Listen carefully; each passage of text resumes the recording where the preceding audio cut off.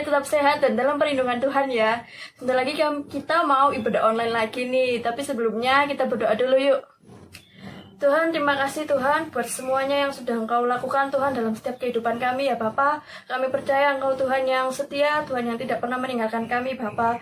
Tuhan, sebentar lagi kami mau ibadah online Tuhan, tapi meskipun ini online ya Bapa, tapi biarlah kuasa-Mu Tuhan tetap nyata Tuhan, tetap hadir Tuhan dalam setiap hati kami ya Bapa. Terima kasih Tuhan, terima kasih Yesus. Dalam nama-Mu kami berdoa, haleluya.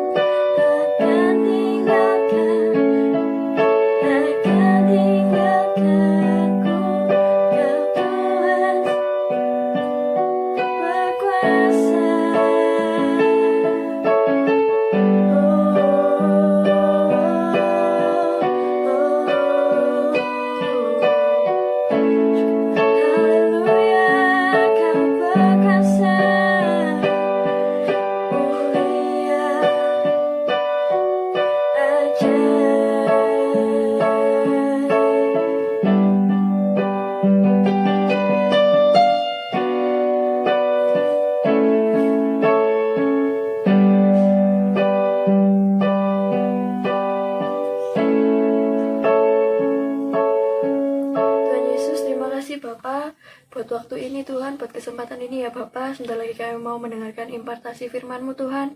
Biarlah apapun yang kami terima Tuhan, apapun yang kami dengar Tuhan, dapat menjadi rema dalam kehidupan setiap kami Bapak. Terima kasih Tuhan, terima kasih Yesus. Dalam nama-Mu kami berdoa, haleluya, amin. Salam LGGB Family Blessing yang dikasihi Tuhan dan yang mengasihi Tuhan. Apa kabar? Tetap semangat. Puji nama Tuhan. Renungan kita hari ini diambil dalam kitab Daniel pasal yang pertama ayat yang ke-17. Demikian bunyi firman Tuhan. Kepada keempat orang muda itu Allah memberikan pengetahuan, kepandaian tentang berbagai tulisan dan hikmat. Sedang Daniel juga mempunyai pengertian tentang berbagai-bagai penglihatan dan mimpi. Saudara kaum muda yang dikasihi oleh Tuhan, hari ini kita akan belajar tentang Daniel. Daniel adalah seorang pemuda Israel yang berasal dari Yehuda. Diambil pada tahun ketiga pemerintahan Yoyakim, raja yang dikalahkan oleh Nebukadnezar. Daniel diambil dari tanah airnya bersama dengan Hanaya, Misael, dan Asaria. Mereka dididik dalam istana dan diajarkan tulisan-tulisan dan bahasa orang Kasdi. Daniel adalah seorang bangsawan. Dia menghabiskan waktunya sebagai orang buangan di negara Babelonia. Namun, ia menduduki posisi di pemerintahan yang sangat tinggi. Diperkirakan Daniel ini adalah angkatan pertama yang dibuang ke Babel.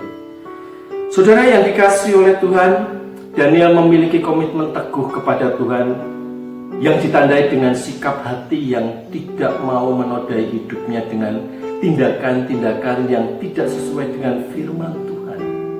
Daniel mengambil keputusan bagi dirinya untuk hidup berdasarkan nilai-nilai ajaran kebenaran tentang hidup kudus. Bagi Daniel tidak ada cara lain untuk menjadi manusia rohani yang perkasa kecuali dengan memiliki komitmen teguh kepada Tuhan. Saudara kaum muda yang dikasihi oleh Tuhan, inilah yang menjadi pesan Tuhan bagi kita di minggu ini. Tuhan mau setiap kita orang percaya menyadari bahwa ada manusia roh di dalam kita yang harus senantiasa dibangun dengan sebuah kedisiplinan hari lepas hari. Dalam Alkitab banyak ditemukan tokoh-tokoh iman yang luar biasa. Mereka dikatakan luar biasa bukan karena mereka adalah manusia-manusia super tanda petik yang diciptakan secara khusus oleh Tuhan. Mereka adalah manusia-manusia biasa yang sama seperti kita. Daniel dan tokoh-tokoh lainnya pun adalah manusia biasa. Yang membedakan mereka dengan kita adalah apa? Adalah manusia rohnya. Mereka memiliki kehidupan rohani yang dibangun sehingga menjadi dewasa, kuat, dan perkasa. Kalau kita mengembangkan hidup rohani kita seperti mereka, percayalah, bukan hal yang sulit untuk setiap kita melakukan perkara-perkara yang besar seperti yang Daniel perbuat. Saudara kaum muda yang dikasihi oleh Tuhan, beberapa hal yang perlu kita perhatikan agar manusia roh kita ini kuat, dewasa, dan perkasa. Ada dua hal. Yang pertama, kita akan baca dalam Daniel pasal yang pertama ayat yang ke-8. Demikian bunyi firman Tuhan. Daniel berketetapan untuk tidak menajiskan dirinya dengan santapan raja dan dengan anggur yang biasa diminum raja. Dimintanyalah kepada pemimpin pegawai istana itu supaya ia tak usah menajiskan dirinya. Yang pertama, agar manusia rohani kita senantiasa dewasa, kuat, dan perkasa. Yaitu yang pertama, memiliki ketetapan hati untuk tidak mencemari diri.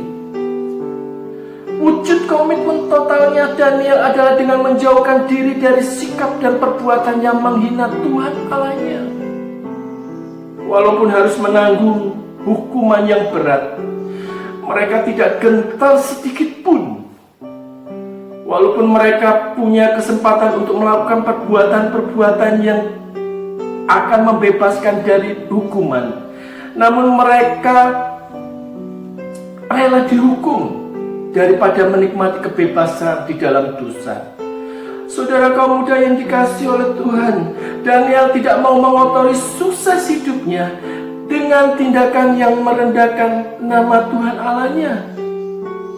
Daniel tidak mau menikmati sukses dengan cara pintas. Dia kuat di dalam imannya kepada Tuhan Allahnya. Dia menolak segala jalan manipulatif demi sukses pribadinya. Bagi Daniel, Tuhan adalah segalanya bagi kesuksesan hidupnya. Sukses bagi Daniel adalah belajar cerdas, kerja keras, kerja cerdas. Saudara kaum muda yang dikasihi oleh Tuhan, bagi Daniel, sukses sejati adalah dengan menjauhkan diri dari perbuatan yang menghina Tuhan. Yang kedua, saudara, agar manusia roh kita senantiasa dewasa, kuat dan perkasa, kita akan membaca lagi Daniel pasal yang pertama ayat yang ke-6. Demikian bunyi firman Tuhan. Di antara mereka itu ada juga beberapa orang Yehuda, yakni Daniel, Hanaya, Misael dan Asaria. Yang kedua, memiliki teman-teman dengan komitmen yang sama kepada Tuhan. Daniel memiliki teman-teman yang punya komitmen yang sama kepada Tuhan. Daniel membutuhkan teman-teman untuk saling mendukung dalam menghadapi tantangan, yaitu ketika harus memberitahukan mimpi raja dan maknanya. Apabila tidak, saudara, maka semua orang yang berhikmat akan dibunuh oleh raja. Dalam situasi kritis dan krisis saat itu, Daniel mengajak teman-temannya untuk bersama-sama berdoa, memohon hikmat kepada Allah, hingga akhirnya rahasia disingkapkan oleh Allah. Berdasarkan fakta Alkitab di atas, maka dalam upaya kita sebagai pengikut Tuhan Yesus Kristus untuk membangun manusia rohani yang perkasa, kita membutuhkan komunitas teman-teman yang seiman dengan kita dan yang memiliki komitmen yang sama kepada Tuhan. Manusia rohani kita tidak akan kuat bila komunitas teman-teman kita tidak sama imannya, atau yang komitmen kepada Tuhannya hanya setengah hati. Saudara kaum muda yang dikasihi oleh Tuhan, komunitas teman-teman yang hidupnya selalu kompromi dengan keinginan dunia tidak bisa membantu kita untuk memiliki manusia rohani yang kuat.